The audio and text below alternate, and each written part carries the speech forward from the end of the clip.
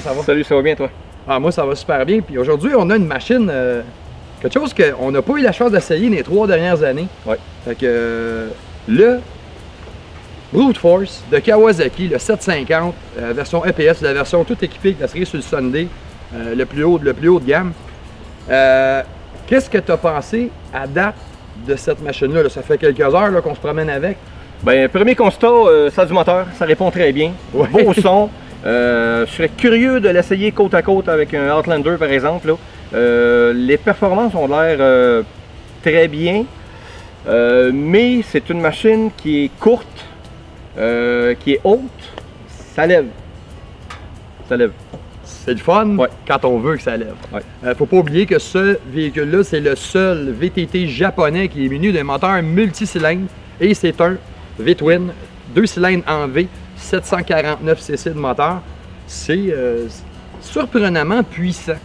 Au départ, ça a beaucoup de punch. On l'a essayé sur la piste d'essai ce matin. On a eu indiqué aux alentours de 105 km/h environ. 105 km/h, ce qui est tout à fait louable. Là. Anyway, la limite d'incendie, c'est 50. On se fait du fun un peu, 50, 70, 80, puis après ça, on lâche ça. Des 100 km/h de la journée, c'est pas bien plaisant. Anyway, c'est un moteur à entraînement CVT. Moi, en tout cas, j'ai bien aimé. Moi, ce que j'ai aimé, c'est quand tu le remarques pas.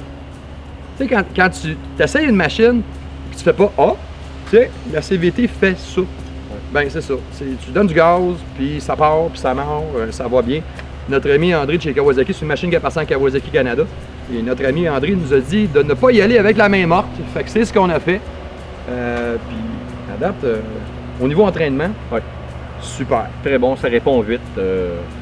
Ouais, c'est un des VTT qui sont pas mal populaires pour ceux qui font de la boîte. On en voit beaucoup, hein? Ouais. Les tripeux de boîte avec des snorkels, là, des prises d'air surélevées, les gars se patent ça. Mais j'avais jamais vraiment essayé à date un Brute Force, spécialement depuis l'avenue du 750 injection, tout ça, ça fait des années que j'avais essayé ça. Puis, wow! Ça va bien.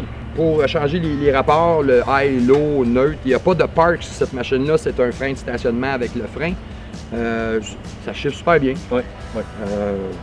C'est du japonais. Ça va bien, ça chiffre bien. Un côté négatif, encore une fois, si on y va du côté des pneus. Ouais, c'est du Duro pneu chinois, j'imagine.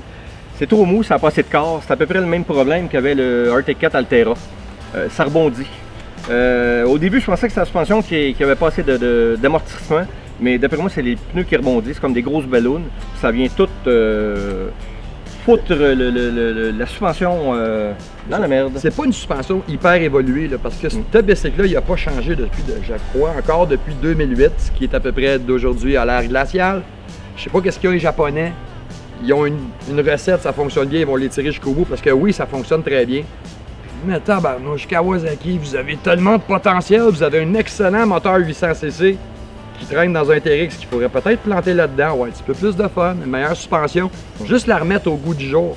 Parce que jusqu'à date, c'est honnête comme VTT. C'est le fun, ça va bien. Les pneus, caca. OK? Zéro, tu prends ça, tu achètes ça flambant neuf, tu te fais des pots à fleurs avec, puis tu vas chercher des Big Horn 2.0, n'importe quoi qui a de l'allure, même tu pourrais mettre des Blackwater là-dessus. Il y a plusieurs combinaisons. De préférence, si on fait du sentier fédéré, du radial.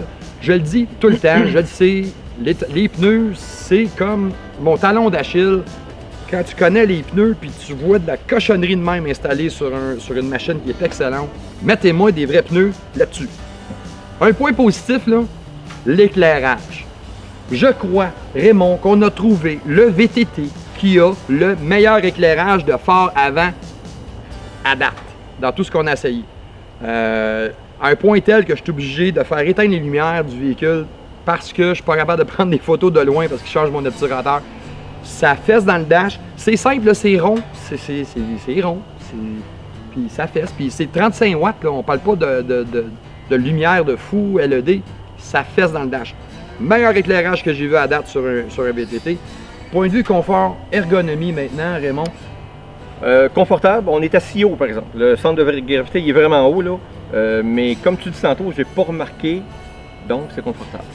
C'est ça. Ouais. Moi, la position est bonne, les bras sont grands. Puis ce qui est le fun, celui-là, je suis sûr que la conjointe de notre chroniqueur technique, Patrick, aimerait beaucoup celui-là parce que il se fit bien pour des gens de plus petits gabarits. Ouais.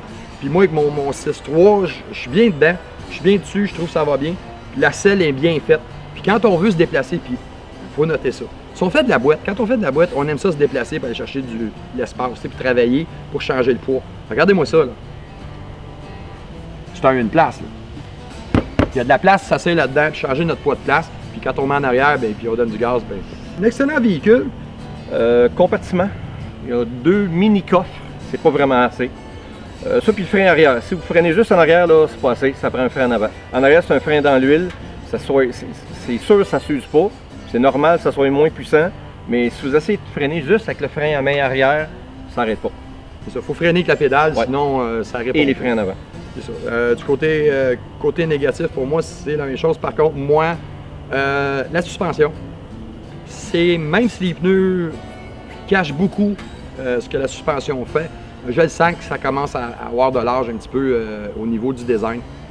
De l'autre côté, c'est vieillot. C'est pas laid, mais c'est parce que ça fait 10 ans qu'on voit la même machine. Désolé, mais c'est ça. Ça fait indu vraiment pour un relooking complet, un petit peu plus de moteur. Mais somme toute, moi je trouve que c'est honnête. C'est un petit peu chérant pour un véhicule qui n'a pas vraiment évolué depuis 2008, mais c'est le fun. C'est comparable un peu avec le Suzuki King Quad 750, Ouais. sauf que le King Quad c'est un gros mono. Lui il va être plus puissant, il va être plus prime, mais il souffre des mêmes lacunes du Suzuki King Quad, qui est une excellente machine, mais qui date 2007, je crois, le dernier chez Suzuki. Fait que c'est pas cette date un peu. Ouais. C'est disponible à partir de 9400 quelques dollars, le modèle de base sans EPS. Là, ça vaut la peine. Ou juste le EPS, ça, c'est à l'entour de 9995. Là, on commence à avoir une sérieuse machine. Lui, il est un petit peu plus cher parce qu'il est camo et il est un petit peu plus habillé. Mais non, moi, je dis... je sais pas qu'est-ce qu'elle a, cette machine-là. Ben, c'est écoute, qu'est-ce s'ils qu'elle n'ont me pas fait. changé depuis des années, ça doit être que les clients, quand ils l'achètent, c'est ça qu'ils veulent. Tu sais, tu as quand même un tempérament assez sportif et excitante à rouler. Mais je suis d'accord avec toi. Moi, je pense que le dernier que j'ai essayé, c'était en 2007. Écoute, c'était une éternité. Puis je me sens pareil. Là. C'était pas dépaysé. Le moteur en est un peu embarquant plus là-dessus. vivant, mais à part de ça, c'est pareil. C'est ça. La machine doit être payante pour Kawasaki. Ah, c'est sûr, mais on connaît des fans de Kawasaki, hein, Marquand, et tous ses amis. Des gars de Kawa, ça tripe, là. C'est des gars de Kawa. Puis ils aiment leur machine. Puis on peut pas rien enlever à cette machine-là, à part du fait qu'elle est due pour une mise à niveau majeure bientôt. À part de ça, excellente machine. Alors, le compte-rendu pour notre essai du Kawasaki Brute Force 750 2017. Les plus, moteur puissant. L'économie d'essence. Tenue de route franche. Le confort. L'ergonomie impeccable. Un excellent éclairage et l'entraînement ultra silencieux. Les moins, les pneus tout à fait horribles. Le prix élevé des modèles à direction assistée. L'esthétique un petit peu dépassée. Youhou, on est en 2017. Les freins un peu justes. Kawasaki, avez-vous oublié les VTT dans vos plans? La note finale de 4.3 sur 5, une excellente note pour un excellent VTT. Allez visiter votre concessionnaire Kawasaki pour en faire l'essai. Vous en reviendrez pas, ça va super bien.